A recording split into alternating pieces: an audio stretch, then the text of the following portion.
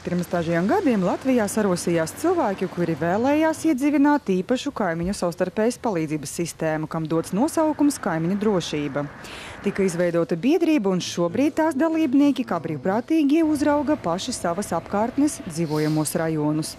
Mūsu iespēju robežās mēs cenšamies palīdzēt policijai, lai novērstu iespējamus sabiedriskas kārtības pārkāpumus vai pat noziegums. Par meklējamām personām, par vietām, kur pulcējās antisociāli elementi, tur, kur notiek narkotiku izplatīšana, nelegālā alkohola tirdzniecība. Piemēram, februāra beigās biedrība nodevusi policija informāciju par kādas aizdomās turamās personas atrašanās vietu, kuru policija sludināja meklēšanā. Šobrīd šādu sistēmu iecerēts ieviest visā valstī, jo tāda veiksmīgi jau darbojas citviet Eiropā, arī Igaunijā un Lietuvā. Pētījumi liecina, ka rajonos, kur darbojas programma, noziedzība krītas pat par 40%. Vairāk vai mazāk mācīti strādāt ar noziedzīgiem nodarījumiem, bet tas, kas bieži vien satrauc cilvēks, nav tieši noziegumi. Tās ir dažādas problēmas starp kaimiņiem, nepareizi novietota mašīna vai nepazīstami cilvēki vienkārši steigās viņu rajonā un apdraud šo te vidi. Līdz ar to, teiksim, tas ir tas, ko viņi paši īstenībā organizējoties var atrisināt krietni efektīvāk nekā iesaistot policiju. Šobrīd valsts policijā gatavojas apmācīt darbiniekus, kuri vasarā plāno stāstīt iedzīvotājiem par šo programmu. Iegūmus no šādas sistēmas redz arī eksperti. Policija resursi vienmēr ir ierobežoti, un viņi nekad nebūs tik pilnīgi, ja tas ir nepieciešams.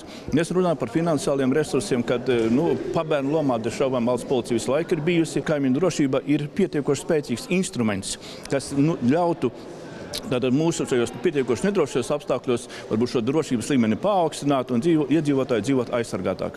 Arī sastaptie iedzīvotāji atbalsta šādu sadarbību ar kaimiņiem, un jau tagad nereti savstarpēji vienojas, ka prombūtnes laikā tie pieskatīs viens otra īpašumu.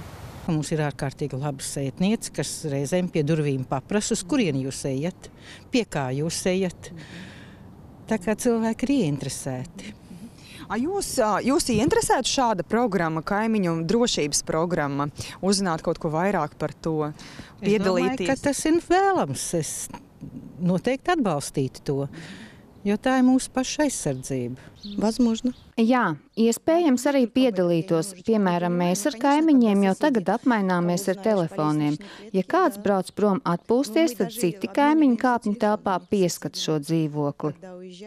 Programmu šovasar sāks ieviest vairākās Latvijas pilsētās, Cēsīs, Tukumā, kā arī Rīgā, Brasas iecirkņa teritorijā, bet pēc tam to izvērtīs visā valstī. Kā liecina igauņu un lietuviešu pieredze, kaimiņu drošības programmā iesaistās aptuveni 10% iedzīvotāju. Natālija Valdniece, Ilmārs Roķis, LNT.